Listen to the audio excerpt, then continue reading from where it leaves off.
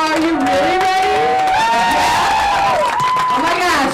You guys, she is new to Chicago, but she is already tearing it up. I see her out all the time at comedy events. She is wonderful, and she's going to kill it right now. So put your hands together for Annie Taylor, everybody.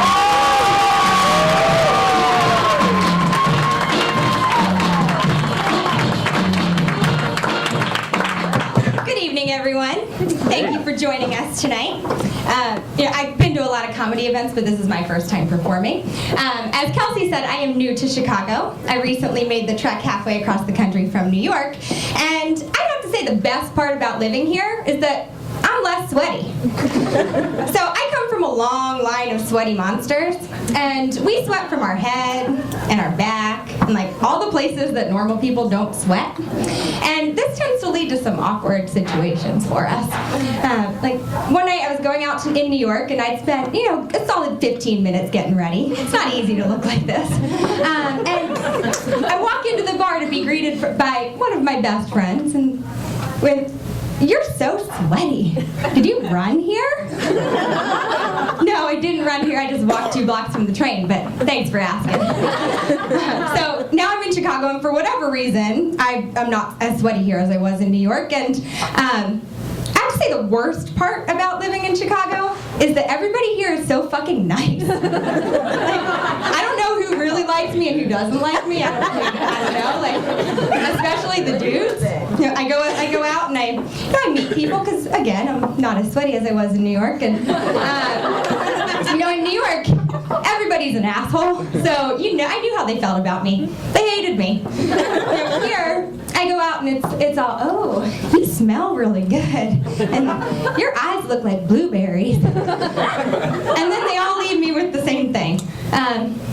"Well, it's really, really nice to meet you. I hope I'll see you again sometime." I said, "You'll see me again in your dreams." In all reality, I've met lots of wonderful people who don't ask for my phone number, don't ever try to contact me again. But and ultimately, what I say is like, it's the equivalent of, "It was really nice to meet you, but I don't think I'd do it again if I had the choice." So then, when I start to feel down about that, I think about all of the horrible first dates I've gone on. Like the guy who showed up and said he wasn't hungry because he ate 4 double cheeseburgers for lunch from McDonald's, of course. Like, where else would you get them? And then the next guy who walks in wearing a "Talk Nerdy to Me" t-shirt, and then he proceeded to ask me if my roots were supposed to be that much darker than the rest of my hair. And then when I start to feel really down, I just listen to Adele's most recent album. Yes. Listen to Adele's most recent album. That girl is fucking desperate.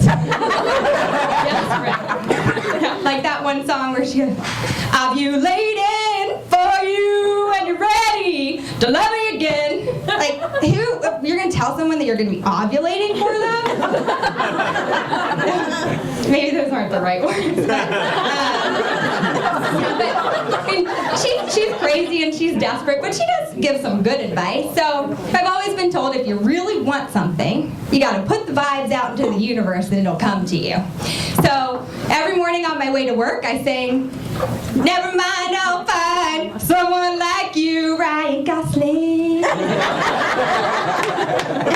It hasn't worked for me yet, but I drive between an hour and 2 hours a day, depending on how many assholes are on the road when I leave my apartment in the morning. And does anybody commute on 9094? I work in the burbs, and usually in the morning, the average speed on 9094 is approximately 7.8 miles per hour. And now I tend to use this to my advantage at this point. I've gotten a little creative to make my commute interesting. I play a little game that I like to call traffic flirting, where I'm waving and winking at the hot guys as we all merge together on the highway. And hoping that they don't notice that half my bumper's dragging on the ground. But the other day, I got cock-blocked by some bitch driving a car who had a "baby on board" sign in the back window. Like, did you know that those even existed anymore?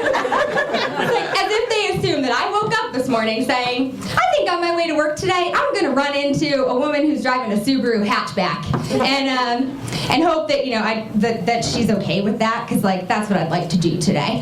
And but then it's like you look at it, and you're like, well, since you have a baby on board, I might not do it. But like that just makes me want to fucking rear end her. And and I want to say to myself, like, if Ryan Gosling was in the backseat, I probably wouldn't hit you, but now I might. But then I stop myself and I realize that woman has a baby, which means that she's got laid more recently than I have. Thank you very much.